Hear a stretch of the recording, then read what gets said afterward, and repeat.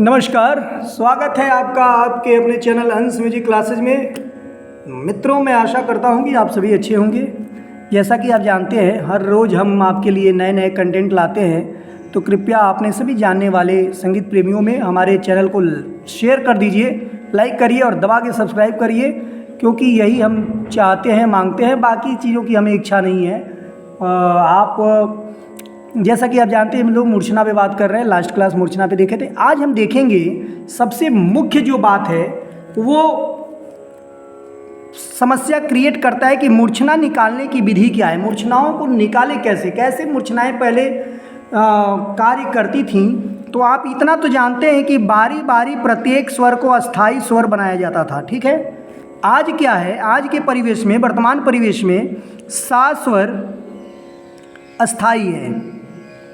अब कहेंगे कि अस्थाई तो प भी है, लेकिन आप इतना समझ लीजिए कि पंचम किसी किसी राग में वर्जित तो हो जाता है। जैसे जिसमें मा नहीं लगता है, मालकोंस सामस अनुवाद होता है, पंचम नहीं लगता है। लेकिन एक ही सा ऐसा स्वर है जिसको किसी भी राग में या किसी भी गाने में लोप नहीं कर सकते।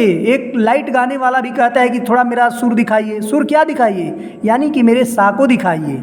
ठीक, तो आज के समय में सा केवल एक अस्थाई स्वर है, बाकी और सारे स्वर अस्थाई नहीं है। प्राचीन समय में क्या होता था, सा भी अस्थाई हो जाता था, समय से रे भी, गा भी, मा भी, पा भी, सभी स्वर बारी बारी अस्थाई स्वर होते थे। तो मूर्छना निकालते प्रत्येक स्वर को बारी बारी से सा मानकर आरोह और अवरोह करते थे, तब जाके नए नए राग या थाट या जातियाँ जन्म लेती थी, मूर्छनाएँ बनती थी। ठीक है, तो समझते हैं कि बिलावल के स्वरों में हम जो है आरोही क्रम में कैसे जो है मूर्छना बनाते हैं, उसके बारे में देखेंगे। ये समझिएगा। ये देखिए, सा है, रे है, ग है, म है, प है, ध है, नी है, सा है, और ये तार सप्तक का ऋषभ है, और ये नीचे के स्वर हमने लिखे हुए हैं। यहाँ हम बिलावल के स्वरों को, अब मूर्छना में सबसे विशेष बात क्या ध्यान दिया जाता है, तो जैसे हम कहें आपसे कि बिलावल के सा को अगर अस्थाई स्वर मानकर आप मूर्छना करें तो कौन सा थाट प्राप्त होगा आपको, तो आप क्या बोलेंगे? बिलावल प्राप्त होगा, सीधी सी बात है। अगर ऋषभ को मान लिया जाए सा, यानी कि अब रे को सा माना जाएगा, सा को छोड़ के रे को सा मानेंगे और बिलावल के स्वरों को ही उस स्वरों पर रखेंगे और देखेंगे कौन मूर्छना करके कि कौन सा राग या थाट हमें प्राप्त हो रहा है। कैसे? तो देखिए, यहाँ पर सा से अगर बिलावल के स्वरों को अगर सा माने, सा को सा मान के अगर किया जाए तो सा, रे, ग, म, प, ध, नी और सा। ठीक है, तो हमें बिलावल के ही स्वर प्राप्त होंगे। जाहिर सी बात है, मैंने बताया ना कि बिलावल के सा को अगर आप सा मानकर और मूर्छना करें तो आपको बिलावल ही प्राप्त होगा। अब वो बात करते हैं रे को। किसको? रे को सा माने तो, रे को सा माने तो क्या होगा? अब यहाँ मैंने देख लीजिए, यहाँ पर सा को स्किप कर दिया, छोड़ दिया। ठीक, अब हमने रे को, अब शुद्ध शुद्ध स्वरों पर आप जो है स्वर को बैठाते चले चलेंगे, और किसके स्वरों को? तो बिलावल के ही स्वरों को। ठीक है, अब हमने जो है रे पर सा को रख दिया, ये सा है आपका। ठीक है, अब सा से आगे जब बढ़ेंगे तो यहाँ आता है कोमल रे, ये यानी कोमल ग के पास क्या आएगा? कोमल रे। हमें क्या करना है? बिलावल के स्वर बैठाना है, तो शुद्ध ग पर हमारा शुद्ध रे आएगा बिलावल का। फिर आगे जब बढ़ेंगे तो गा के बाद शुद्ध माँ आता है। हमें पता है कि बिलावल के स्वरों पर ही हमें स्वरों को बैठाना है, तो माँ पर कौन सा आएगा? शुद्ध रे के बाद क्या आता है भाई? कोमल गा आता है ना, तो शुद्ध माँ पे कोमल गा आ जाएगा। अब कोमल गा के बाद, माँ के बाद तीव्र माँ आता है, तो कोमल गा के बाद क्या आता है? शुद्ध ग। तीव्र माँ के बाद शुद्ध गा आ जाएगा। पा पर जो आएगा शुद्ध माँ आएगा। ठीक, अब पा के बाद कोमल धैवत आता है, तो माँ के बाद क्या आता है? तीव्र माँ आता है, तो कोमल धैवत पे तीव्र माँ आ जाएगा, और शुद्ध धैवत पर प आएगा। प के बाद आता है आपका कोमल ध, तो कोमल नी के पास कोमल ध आ जाएगा, नी पे शुद्ध ध आ जाएगा, और नी के बाद तुरंत सा आ जाता है, वहाँ पर कोमल नी आएगा। यहाँ पर शुद्ध नी आएगा और ये आपका रे पे सा आ जाएगा। इस प्रकार इसको अगर लिखेंगे तो सा रे और क्या ये कोमल ग, ठीक, म प ध नी और ये आपका सा। दोस्तों बताइए ये क्या है आखिर, ये कौन सा राग या कौन सा थाट बनता है? तो आप देखेंगे ये क्या बनेगा आपका काफ़ी, काफ़ी बनेगा ना। गानी कोमल किस में लगता है? काफ़ी में लगता है, ठीक है।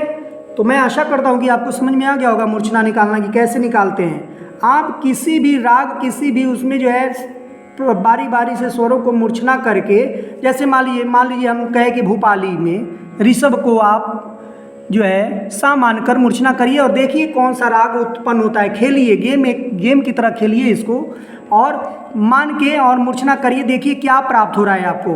तो करना कुछ नहीं है आपको, अब आपको कन्फ्यूज नहीं होना है। जैसे मान लीजिए सा रे ग प ध सा, अब आपको जब इसको सा मानेंगे, ठीक, तो सा मानने के बाद अब भूपाली के ही स्वरों को रखना है। आप ये मत कंफ्यूज होइएगा किसको रखना है, तो भूपाली के ही स्वरों को रखना है। किसी भी राग में किसी भी स्वर को मान के उसी राग के सभी स्वर बैठाते हुए जाएंगे आगे, तो आपको प्राप्त होगा कि कौन सा राग या थाट प्राप्त हो रहा है। ध्यान ये देना है कि हमारे कुल 12 स्वर हैं, 12 स्वरों को कैसे कैसे आप डिवाइड कर रहे हैं। अब फिर से एक बार देखिएगा, सा रे ग म प ध नी और ये सा, ठीक।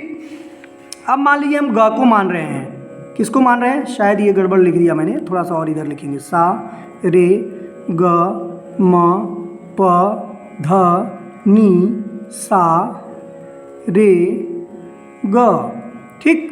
अब हम अभी ऋषभ को माने तो काफ़ी हुआ, ग को करके एक बार देख लेते हैं। एक ग को करते हैं, आगे आप सभी लोग म प ध नी का निकाल के देखिएगा। नहीं समझ में आएगा तो पुनः कमेंट बॉक्स में कमेंट करिएगा, ठीक है। ये मान लीजिए हमने गा को सा माना, ठीक, गा को सा मान लिया। अब बताइए आगे चलते हैं तो गा के बाद सीधे आपको माँ मिल जाता है।